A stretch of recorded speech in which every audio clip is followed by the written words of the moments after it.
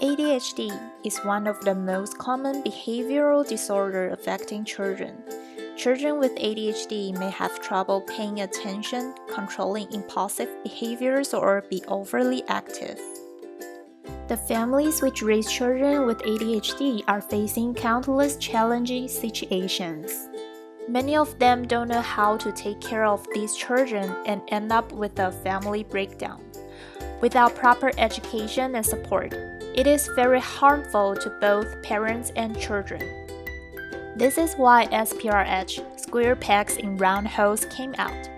Square pegs are like ADHD children. They are forced to fit in the round holes in this conventional world. SPRH is here to provide the support that can help families, especially parents, to overcome these difficulties. My personas include Jane. She tries to put high standards on her ADHD son to prepare him to have a successful future, but he hasn't met her expectations. She was depressed and she thought she needs someone to help her. Davis's daughter is divorced. He has to take care of his ADHD granddaughter, but it's a really difficult job for him. He tries to seek ways to learn how to educate and get along with an ADHD kid. Zach is a 5-year-old boy with ADHD.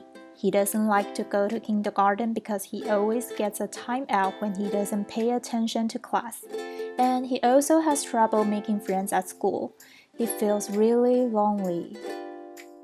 I started my visual language by building up a mood board, which has a friendly and approachable feeling, because I think these families have really struggled and the world seems to be unfriendly to them. Therefore, I want to make SPRH friendly to them to feel supported. Moving on to branding, I explored both typographic and iconographic logos, and this is the final logo. For the posters, I used quotes to highlight some educational tips. I want this poster to reach many parents and families, so I think school is the best place to put them.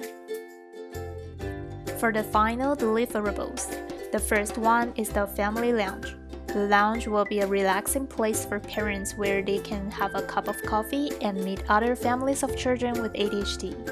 And they can exchange their experiences, giving each other support and stay connected. For children, there will be some activities such as storytelling time, pretend play, yoga class, dance class, cooking class, and basketball. The second deliverable is the family weekend camp. Parents will learn parenting skills and children can practice social skills. After filling out the registration form, the camper will get a t-shirt, a bag, a schedule and map brochure, and an envelope with paper files.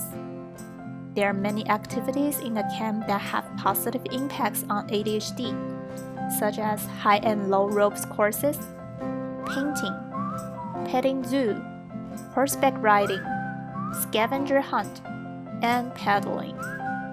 There will also be some parenting workshops for parents and group games for children. At the end of the camp, campers can write thank you cards for anyone they appreciate, so that they stay connected and spread more love with one another. The last one is the website. The website will include resources for parents. There will be a schools list that has some friendly schools for exceptional children to go to. The events list will inform some upcoming or past ADHD events. The other resources will include books about parenting or getting to know more about ADHD, and a parents groups list. In terms of parents groups, parents can do online discussions with others, or they can meet in person by finding the most proper parents group for them. Families of children with ADHD are not alone. We are all willing to help them. By taking all these resources, I hope that these families can get enough support and find their ways to thrive.